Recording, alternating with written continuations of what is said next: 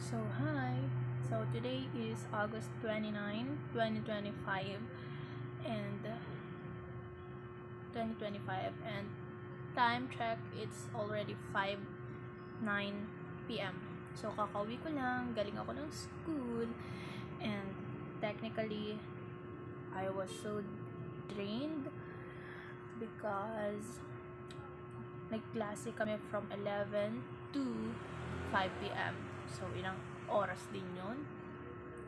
And this is my first time to do this kind of video. Like, ang random. Kasi, I have this thought na kailangan kong gawin to record myself. And then, para later on or someday, magbabalikan akong video. This is me while I'm first year college and nahihirapan sa kinuwang course na hindi naman choice at all. So, para lang may motivation ako and someday mapakita ko sa ibang or sa future magiging anak ko, di ba?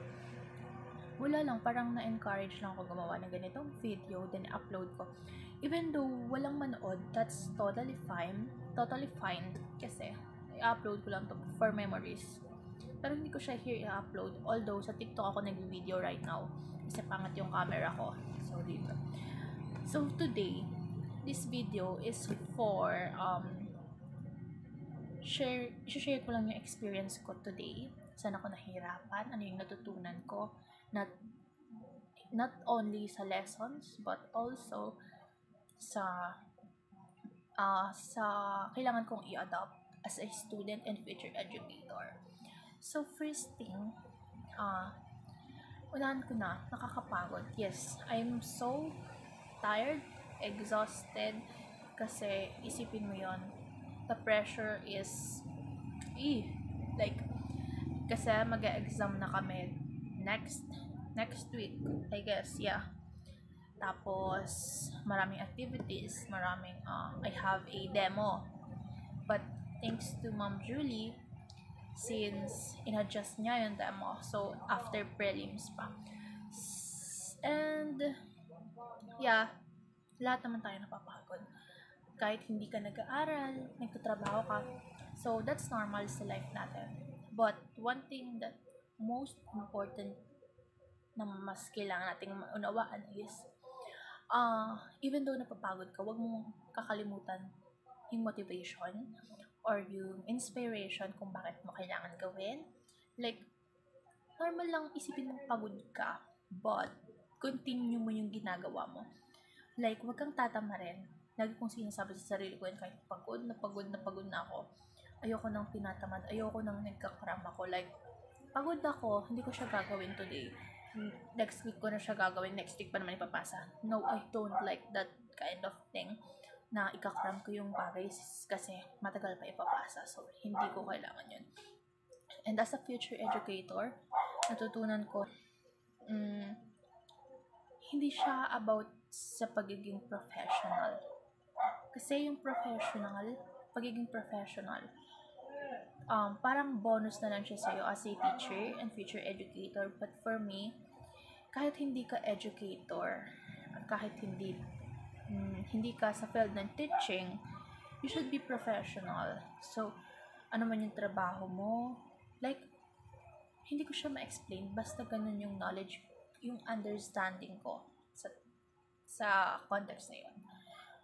And for today's motivation, yes, this is the purpose of this video. I want to remind myself that I am here because I have a dreams that I have to fulfill everything that I want. Kasi ako yung gagawa ng actions doon. Ako yung mag-pursue ng bagay na gusto ko para sa family ko and para sa sarili ko. So, ako yung kumikilos. Kontrolado ko lahat. Kaya, gusto kong i-remind yung sarili ko today na kahit napagod ka na, napipressure ka, marami kang problema, you should still continue what you're doing and what you started. Because at the end of the day, it will be all worth it. Yes. Lahat ng pagod, lahat ng puyat, lahat ng iyak, na ginawa at naranasan at mararanasan mo pa sa susunod na taon. Since 4 years to, magiging worth it yun. I am claiming that I am consummate optimist person. Like, I am trying my best to be a positive person. Even though the circumstances are there attacking me, yeah, ayokong mag-isip ng mga positive as much as possible as I can. Kasi sarili ko lang din yung kalaban ko pagdating sa ganyan. Kaya gusto ko kahit anong mangyari, like pagod na ako, iiyak ko na lang siya. But hindi ako susuko. So, itong video na to, first time ko lang siya. Pero, I'm not saying na everyday ko siyang gagawin kasi not everyday I have a load para mag-upload.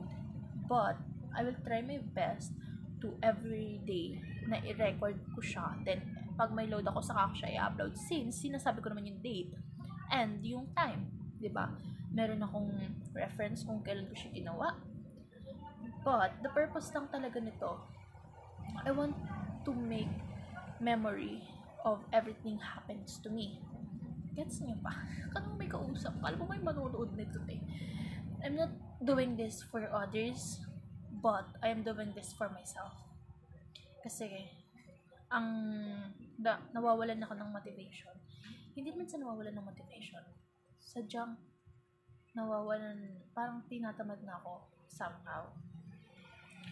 Kaya lang, hindi ko siya forte, like yung tatamarin ka. No, that's not my personality. So,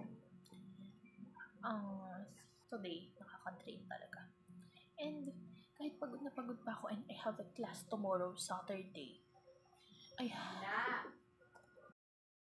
Sorry na cut yung video since may kinuha lang ako. But,